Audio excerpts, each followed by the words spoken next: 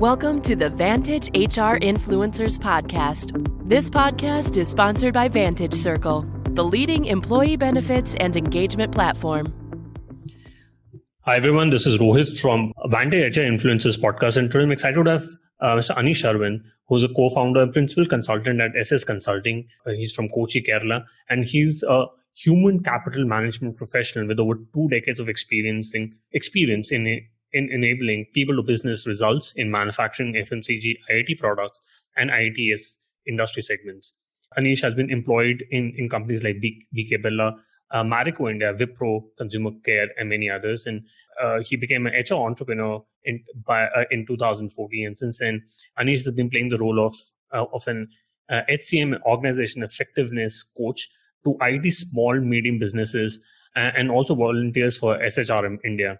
SHRM India placed him in the expert cohort of the India HR Influencer Report for 2019, besides being an avid birder and a citizen science contributor from Kerala state. Anish is also a member of the Kerala Cricket Association's professional panel of umpires. Welcome to the show, Anish. Thanks a lot, Rohit. My pleasure to be part of this podcast with you. Looking forward. Awesome. So you had a long journey. How did you get into the role of HR and what got you excited by human resources?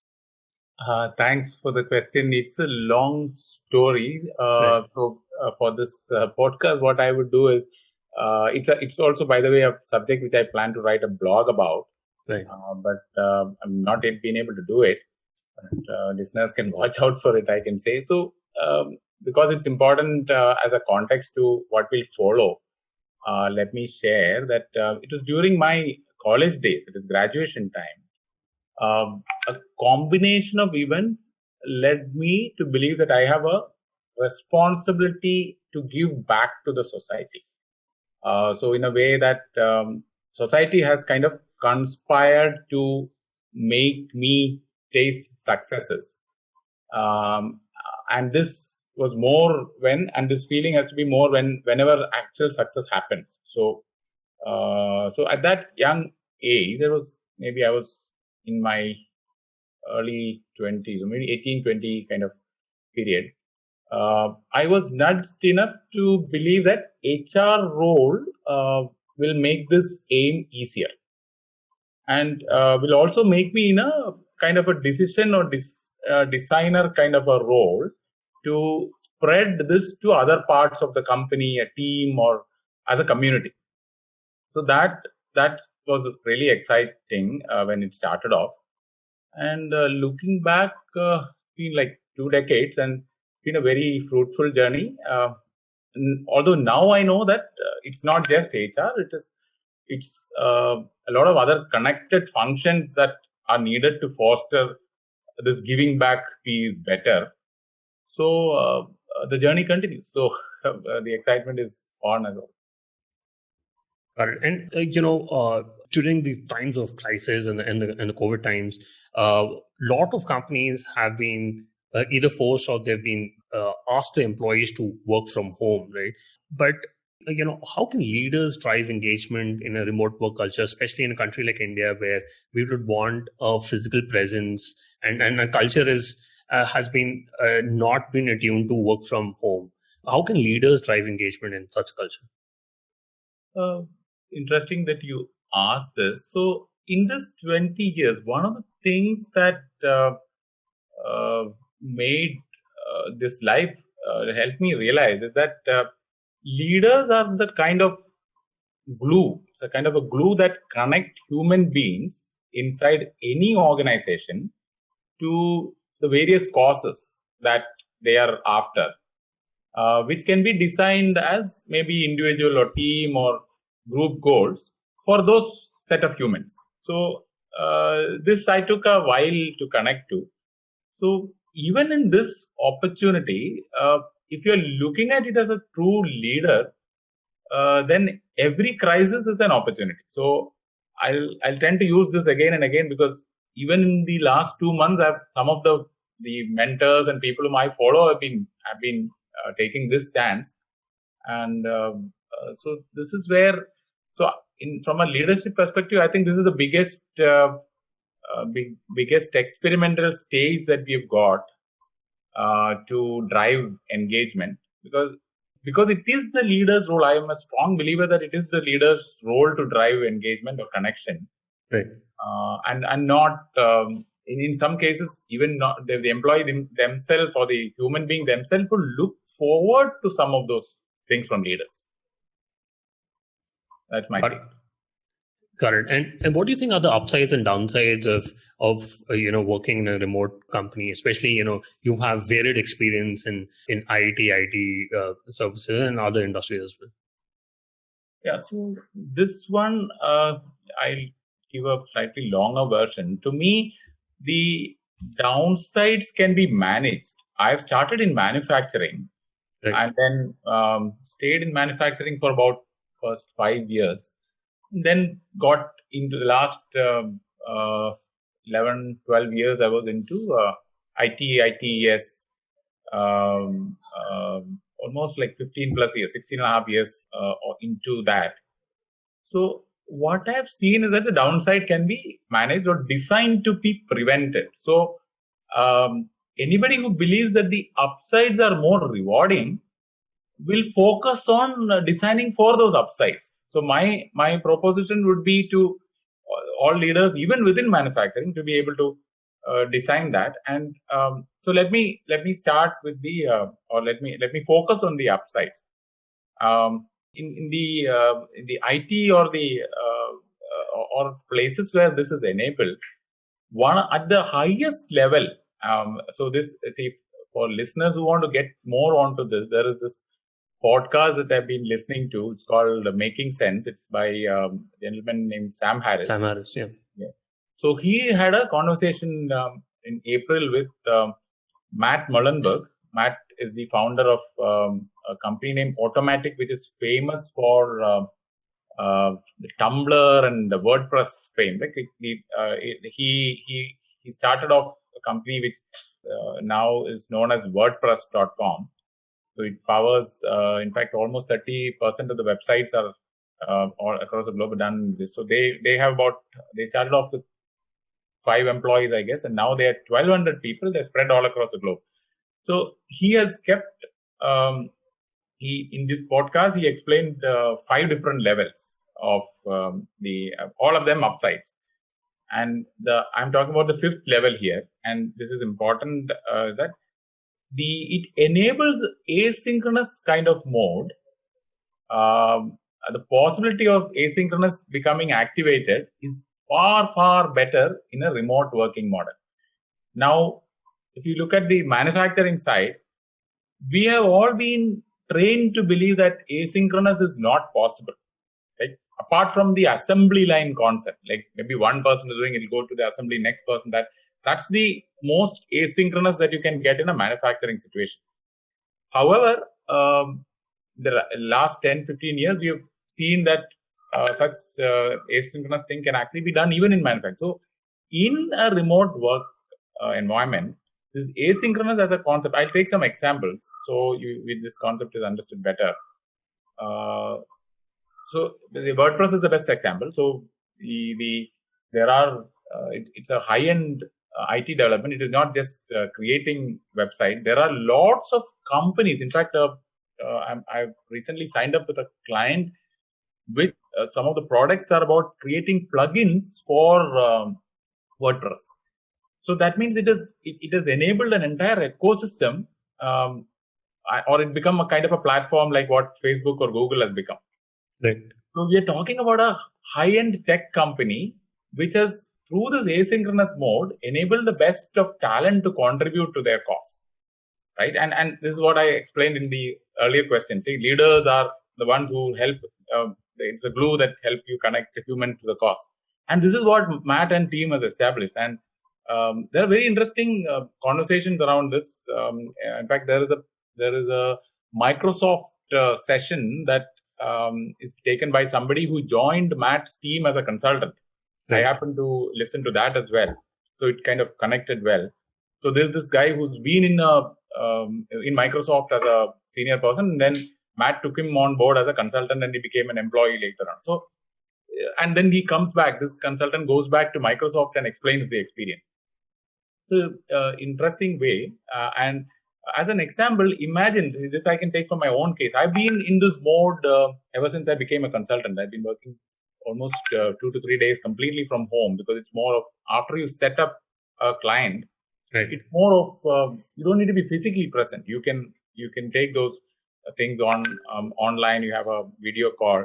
So what happens in such a situation is that an integration. We've been all made to believe that there is a balance that we want to go for work and life. But what it essentially means is actually not balance, but an integration. So integration between these three things: work, life, and family. I'm not talking about the marriage, family, that kind of stuff, but even bachelors or somebody who does not want to wish to get married also has a family connection. So I'm saying work, life, and within life, I want to bring in family as well. So these three very, very complex aspects can be the better integrated in a remote setting. And another aspect is that the employee freedom, if I can use that word, employee freedom as a concept, it is maximized in such a situation. So let's say there's an employee who loves the outdoors and wants to take breaks and wants to come back to work. And it will only be possible in a asynchronous mode. If the employee is part of a team and the team expects them to be available at 4:30 p.m., I don't know how much time. I can take an example from a Kerala-based company about this. The CEO I know very closely. He was explaining to me. In fact, after listening to this example is when I decided, okay, this is a CEO I should work with. Because I end up choosing a lot of my projects, and I'm the other way around. I pick up my own projects. So when this friend of mine was explaining, the CEO was explaining, he said some of the challenges with HR teams. So there was this group of techies in this company who wanted to play badminton. Okay, and the IT park, which housed this company, had a badminton court, a series of, I think, about 3 or 4 courts inside the kind of indoor stadium. And each company had to apply for time slots. And these guys, this particular company, got a time slot at 5:30 p.m. Now, these guys have clients outside India, mostly in the western side. So that means US, Europe, Middle East. So the timings get stretched. So in a particular place, when they came back and said, hey, 5:30, we have to be away for 1 hour, the HR team said, no, this can't be done, because if these guys go, what about the rest of the employees? There's only maybe about 10% of people playing badminton. But when it came up to the CEO, he said, hey, what do we want here? We want these people to be free to be able to do whatever this is. And we applied for the time. This is the only place available. We really can't go back to these guys and say, okay, we can't do this, because there are 200 other companies in the park. So we are getting a time that's great. So so they actually made a system to be able to which accommodated this, and it was a win-win. Now, if that is possible, this was like in the office. Now, even with the remote situation, all this is very easy. So that is what asynchronous mode can enable, and contributions can be much, much higher. And employees usually when they contribute, they get more excited. So I'm a proponent of freedom. So I think anything that will enable freedom, I'll go for. So that's my take. Very interesting, because freedom also gives you freedom to express and to innovate, and give your output in a much better way. Absolutely.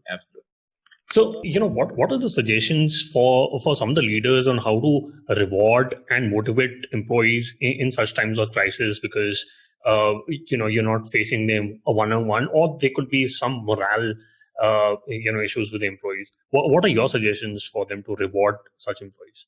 Okay, so reward, one of the ways is that we are now in a position where science has given us a lot of research-based data to know how human beings behave. And in the last 20 years, this has gone up almost like 100 times in comparison to what was happening in the 20 years back. Right. Now, this data, I'll take just 2 points.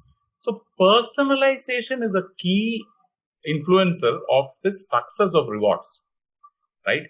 So what this means is, if you're able to personalize rewards, then the impact is much more, and the reward as a influencer of motivation, that also becomes high. So technology at the moment, leaders can use technology to personalize the reward, use data that the employee is willingly sharing. In fact, if you connect to the employee, they will be able to share a lot of data about that will help you personalize as a leader. And that is the first part. The second part is use what we now have seen as a power of community, because you build communities within your organization, and use that power of community to increase the value or the perceived value of your recognition efforts. Now, these are two ways.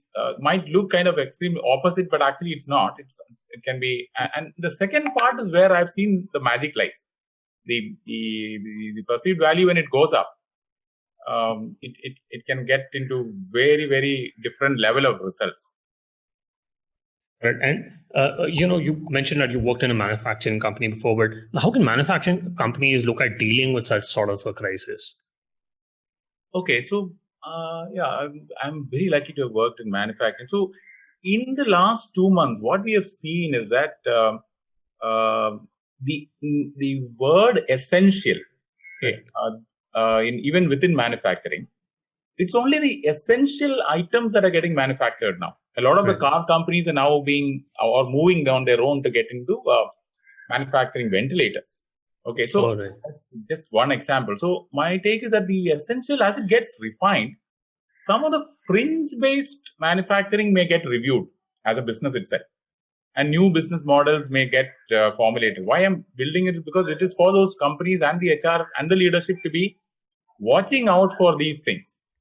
If they do not watch out for this, then they'll be caught by surprise. So some repurposing will happen, and that may bring about more opportunities to such companies, as it may also open up, let's say, new models which the leadership may have been reluctant to try out earlier.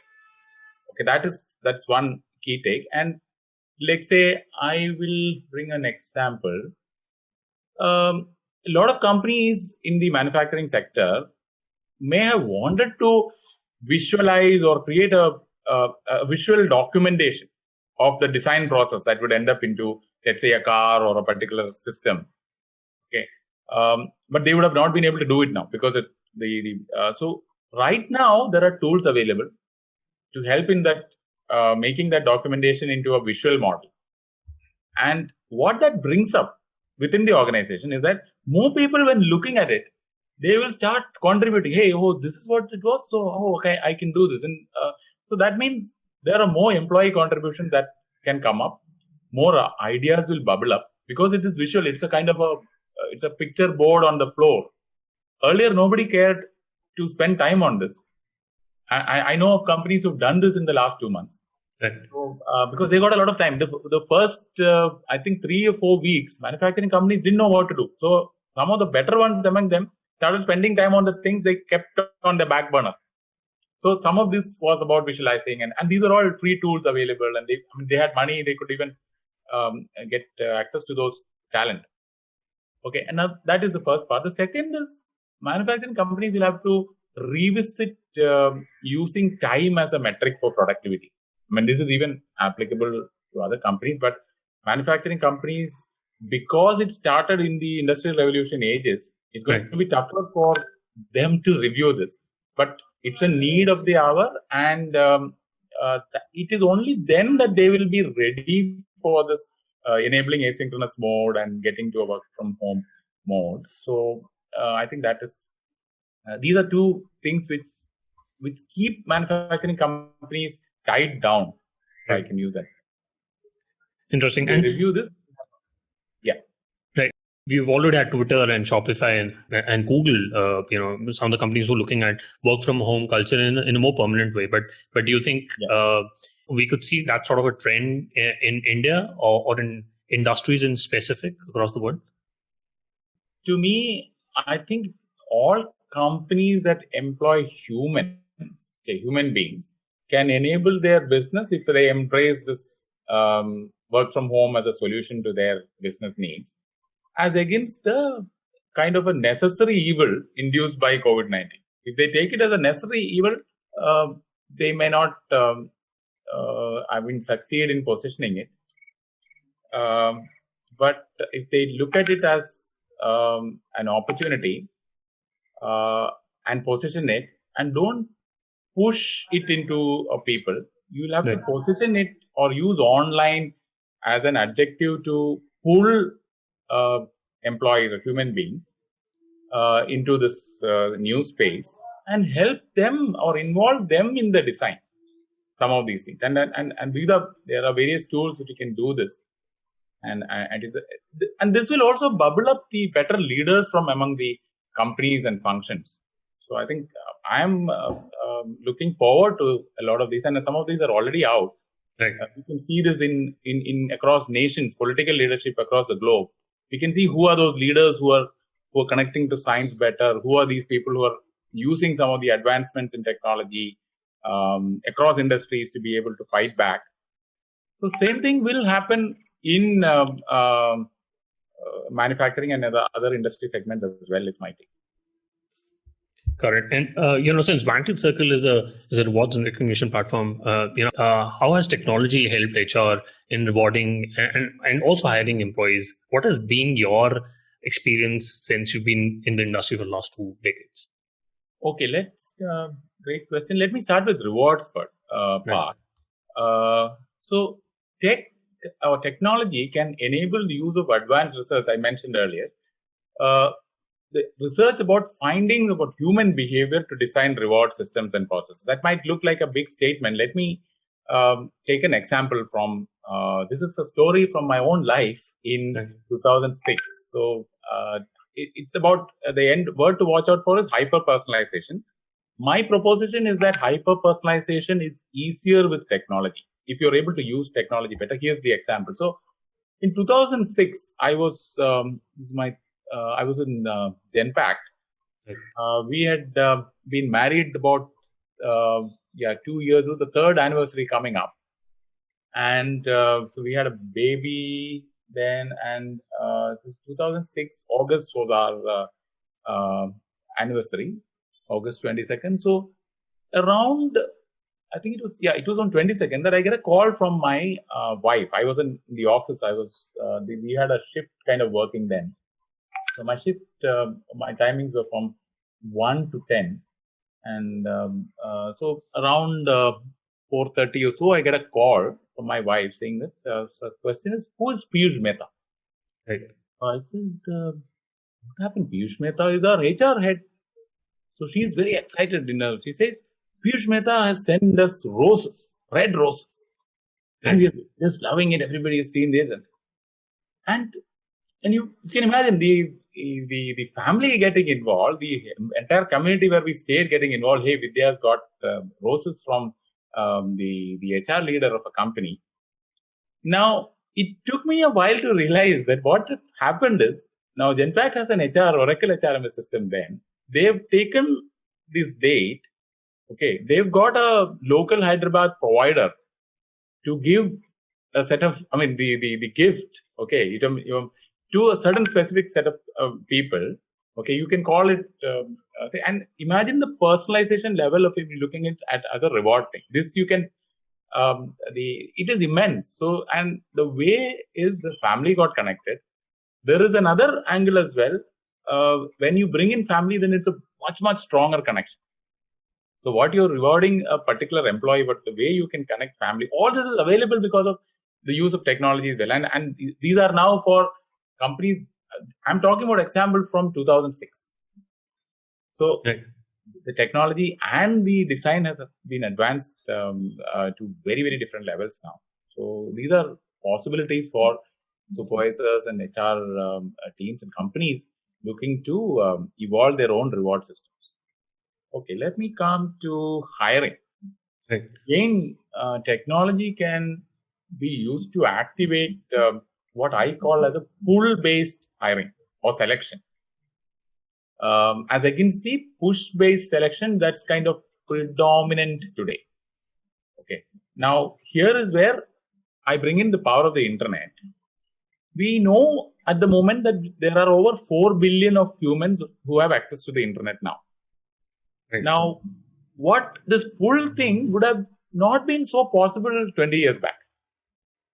But with 4 billion of people, of us on the internet, it has become much more easier done than said. I mean, so it can be done and people are doing it. In the front runners were the big tech themselves. Like Google used to have a method where they will put puzzles on the internet, and the puzzles are being kept in the form of job descriptions. But the people who are solving the puzzle doesn't know that these are job descriptions. But after 2 or 3 levels of puzzles, the hiring manager reaches out and then rolls out the offer. And by then they will go to know, okay, this is the thing. So imagine that. This was like 10 years back. I've read this happening in Google. Right. This is possible to any small company now, any company. And I think almost 90% of the companies are on the internet. No? Correct. In some form or the other. At least they'll have email. So, so it's not about geography or any of the things that will differentiate. So, those are two. I mean, reward and hiring or selection. I would say hiring to me is more of talent attraction is what I will bring in. Correct. And now I quickly want to do the top 3. What's your favorite business book? Okay, my favorite is Good to Great, Jim Collins. Favorite because it set the sail for many of my own explorations that happened after that. Because I read it somewhere in 2001, 2002. 2001 is when it came out, I believe. Yeah, that's been my. Although I know that some of those companies are not there, all that thing is fine, but it set me on a different path, which I've been exploring even now. So that's my best book. Okay. Do you follow any HR leader or CEO? Yes, it was Ricardo Semler, Right. CEO, whom I got to know since my college days. Thankfully, it was one of my professors who mentioned this book, and then I didn't end up reading the book till a lot later. But there was a lot of reviews and all that I read it, but I somehow connected to the concept. It was a 1993 book, but some of those things have happened in the year 1988 onwards. So imagine that some of these things which we were studying as the next level of HR was already been in practice was a huge thing. So in terms of HR professor, I think Professor Dave Ulrich is someone I've been following from those years, 97, 99 onwards. Correct. We will put that in the show notes. And what is one piece of advice would you give to young HR leaders who want to be, HR professionals and grow in this function? My piece would be strive to stay current and keep trying to connect to the context of the business. I mean, a lot of HR people have seen that's helped me a lot. It might get you into a lot of conversations that take you deeper. They'll get you a lot of friends and relationships from within the business that will end up giving you more connections later. People believe that people connections are difficult, but to me, I've seen that people connections are much easier with this thing as a base. If you look at the context, so and then connect to science as well, because science, especially this four I would take neuroscience, brain science, evolutionary biology, very important base, and behavioral economics. These 4 areas, if you look at advancements, you will have a very stellar career coming up, because these things keep changing. So you will not really get the ego will not get the better of you, because that's natural for ego to have that. Nice. It's a natural human thing to have ego. But when you connect to a moving stuff, you know that you can't get ahead. You'll always be behind, because these science as a thing will keep on moving. So that's what my take is. No, that's absolutely great advice. Anish, what is the best way people can reach out to you and know more about you? Okay, so ever since 2015, I've been again, thanks to social media, the SHRM has been recognizing. They've been building out these reports and also Twitter, LinkedIn, and Facebook. These are the ones. If they know my name, they can spell my name correctly, then they'll find me on Google pretty quickly. So all this internet related stuff I've been doing from 2012 has actually helped ensure that. So these three mediums pretty much well, and my companies are also on the internet.